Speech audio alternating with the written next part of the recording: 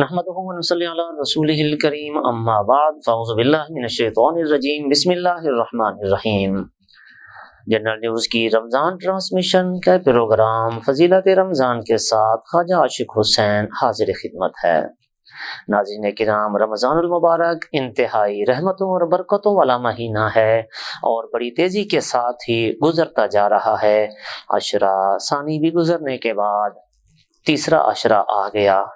یہ ماہ مبارک جس میں جنت کے تمام دروازے کھول دیے جاتے ہیں اور جہنم کے دروازے بند کر دیے جاتے ہیں اور سرکش شیاطین کو قید کر دیا جاتا ہے، اور اعلان کرنے والا اعلان کر رہا ہوتا ہے یا باغی الخیر اقبل و باغی الشر اقصر، کہ اے بھلائی کے چاہنے والے بھلائی کے کام میں آگے بڑھ، اور آئی برائی کے چاہنے والے اپنی برائی سے رک جا۔ گویا اس مہینے میں اللہ تبارک و تعالیٰ کی طرف سے نیکی کرنے کا ایک مکمل ماحول دیا جاتا ہے، جنت کی آرائش کی جاتی ہے، انسان کو بہکانے والے شیطان کو جکڑ دیا جاتا ہے اور مسلسل نیکی کی ترغیب دی جاتی ہے، گناہوں سے باز رہنے کا کہا جاتا ہے۔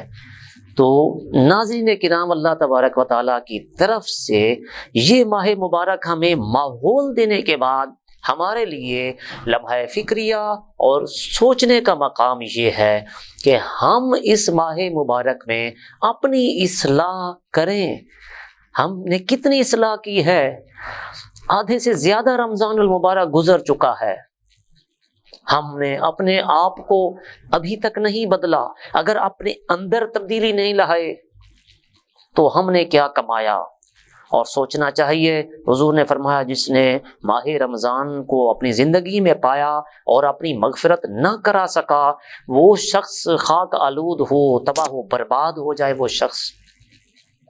تو اب سوچنے کی ہمارے لیے ضروری ہے، سوچنے کا مقام ہے کہ اس ماہ مبارک میں واقعی اپنے نفس کی ہم اصلاح کریں۔ تو آج کے ہم اس گفتگو میں ایسے چند اعمال جاننے کی کوشش کرتے ہیں جن کی بدولت واقعی اللہ تعالی ہماری اصلاح فرما سکتا ہے۔ ایک بات، پہلی بات تو یہ کہ کسی بھی نیک کام کی بجا آوری کے لیے ضروری ہے کہ اس عمل کے لیے ہماری نیت اچھی ہو، کیونکہ نیت جو ہے جس قدر خاص اور صاف ہوگی، جس قدر خالص ہوگی، اس میں دنیا کی خواہشیں، اس میں حرص، اس میں تکبر، اس میں حسد، بغض، لالچ، طمع، ریاکاری، نمود و نمائش، ان سب چیزوں سے نکل کر اخلاص کی دولت نصیب ہوگی، تب اللہ کے ہاں اجر و ثواب بھی ہمیں ملے گا اور اللہ کے ہاں ہمیں عزت اور مقام بھی ملے گی۔ بخاری شریف کی وہ حدیث مبارکہ جو پہلی حدیث ہے، معروف ہے انما الاعمال بالنیات، یعنی اعمال کا دار و مدار نیتوں پر ہے۔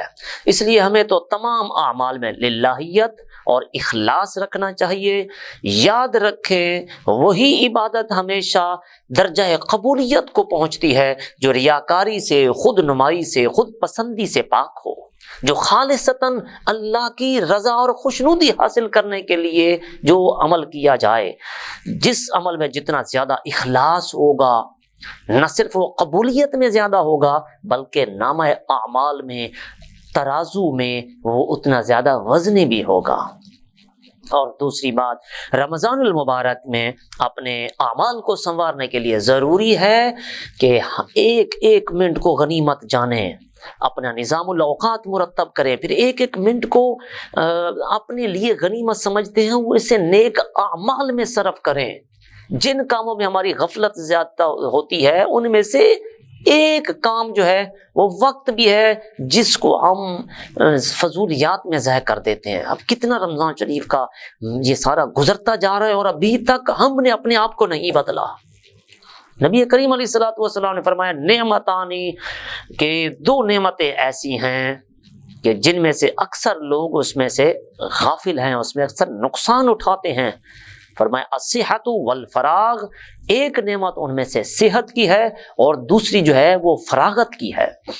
اللہ تعالیٰ فرماتا ہے اے ابن آدم، تو میری عبادت کے لیے فارغ ہو جا، تو میں تیرے سینے کو بے نیازی سے بھر دوں گا، تیری محتاجی بھی دور کر دوں گا، اور اگر تو نے ایسا نہ کیا تو تیرے اوقات کو میں مشغولیت سے بھر دوں گا، پھر تیری محتاجی بھی دور نہیں کروں گا۔ آج ہمیں سوچنا چاہیے کہ ہم کتنا وقت عبادات کے لیے نکالتے ہیں، قرآن پڑھنے کے لیے کتنا وقت نکالتے ہیں، کتنا ہم نے قرآن کو سمجھا ہے۔ تلاوت قرآن انسان کے ایمان میں زیادتی کرتی ہے۔ ایسے شخص کا ایمان بڑھتا ہے جو قرآن کی تلاوت کرتا ہے۔ قرآن کے حقوق ہیں، ہمیں ان کا خیال رکھنا چاہیے، قرآن پر ایمان لایا جائے، زبان سے اس کا اقرار کیا جائے، اللہ رب العالمین کا جو یہ کلام ہے اس خیال سے پڑھنا چاہیے، جس طرح مولا علی کرم اللہ وجہ الکریم نے فرمایا کہ جب میرا جی چاہتا ہے کہ میں رب سے باتیں کروں تو میں نماز پڑھتا ہوں، اور جب میرا جی چاہتا ہے کہ اللہ مجھ سے باتیں کرے تو میں قرآن پڑھتا ہوں، کیونکہ تنزیل من رب العالمین، یہ اللہ رب العالمین کی طرف سے نازل ہوا ہے۔ نبی کریم علیہ الصلوۃ والسلام رمضان المبارک میں تلاوت قرآن کا اہتمام کرتے تھے۔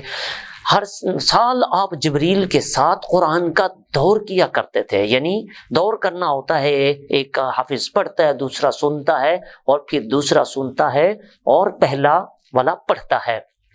تو اس انداز سے یعنی حضور صلی اللہ علیہ وسلم جبریل امین کو سناتے تھے اور سنتے بھی تھے۔ اور جس سال حضور صلی اللہ علیہ وسلم کا وصال ہوا اس سال آقا علیہ الصلوۃ والسلام نے 2 مرتبہ جبریل کو قرآن سنایا۔ تو رمضان المبارک میں اصلاح نفس کے لیے ایک اہم بات یہ بھی ہے کہ ہم اپنے دل میں حقیقی تقوی کو جگہ دیں، اپنے نفس کو تقوی کا عادی بنائیں، اللہ سے ڈرتے رہیں، اس طرح سے ڈریں جیسا کہ اسے ڈرنے کا حق ہے۔ اور یہی روزے کا اصل مقصد تھا کہ منہیات سے رک جائیں، جن چیزوں سے اللہ نے منع کیا ہے ان چیزوں سے بچ جائیں۔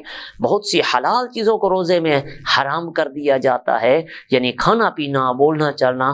تو ہم رمضان المبارک میں اپنی اصلاح چاہتے ہیں تو نمازوں کی بھی پابندی کرنی چاہیے، روزہ رکھ کر جھوٹ سے بھی اجتناب کرنا چاہیے، گناہوں سے بھی باز رہنا چاہیے، اللہ کی فرما برداری والے کام کرنے چاہیے، اور تقوی کے سائے میں زندگی گزارنی چاہیے۔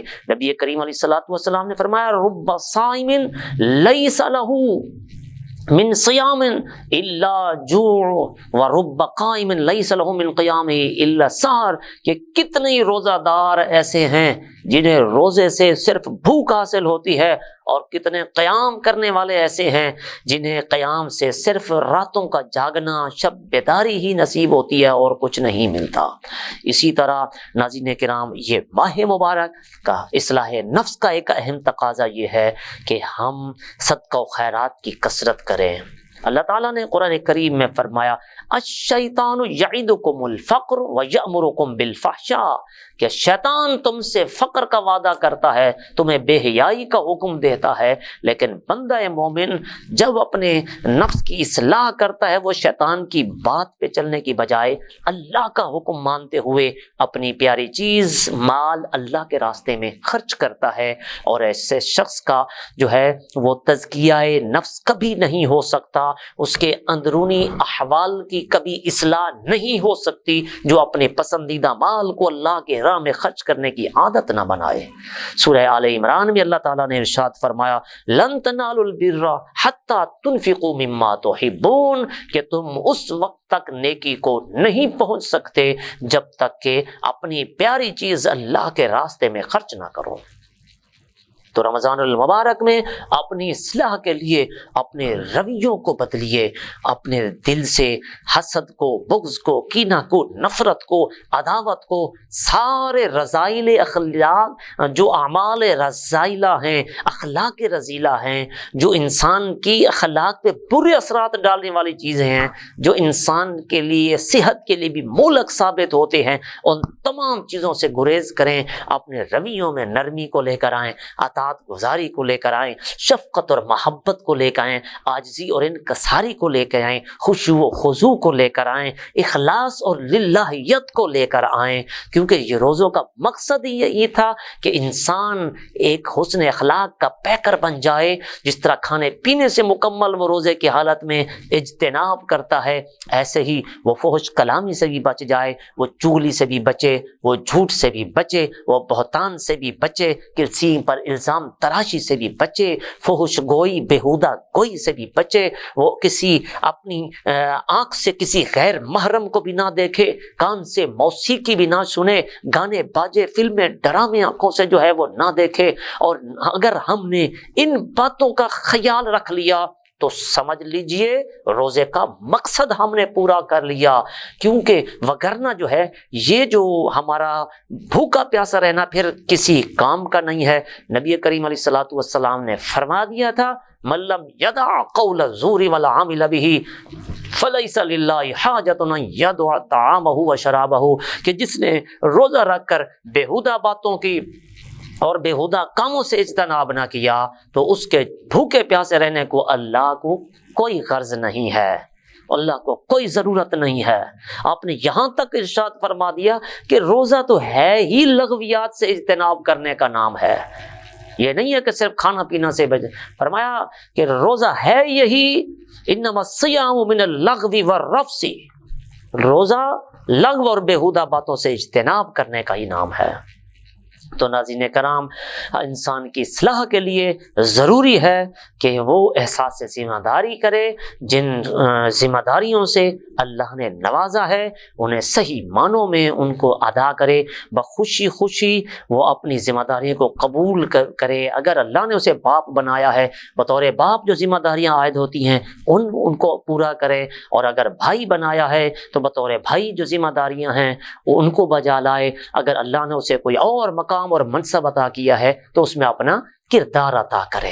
हम ज़ाहिर है इसमें लोगों के साथ जुड़े हुए हैं, हमारी ज़ात के साथ और लोग जुड़े हुए हैं, हम अकेले तो दुनिया में नहीं रहे, तो जाहिर सी बात है उनकी जिम्मेदारियां हमारे ऊपर हैं। हम उन जिम्मेदारियों को अगर अदा करते रहेंगे तो हमारे बहुत से माशरती जो मसाइल हैं वो खुद ब खुद ही हल होते जाएंगे। तो नाज़रीन किराम, इसी तरह रमज़ानुल मुबारक में आमाल की बजा आवरी के साथ साथ ये भी ज़रूरी है कि हम अपने नेक आमाल में एहतसाब लाएं। हज़रत उमर फारूक रज़ी अल्लाह ताला अन्हु जो फरमाया कि हासिबू क़ब्ल अन तुहासिबू, लोगों अपना हिसाब करने से पहले पहले अपना मुहासबा खुद कर लिया करो, अपना हिसाब खुद कर लिया करो।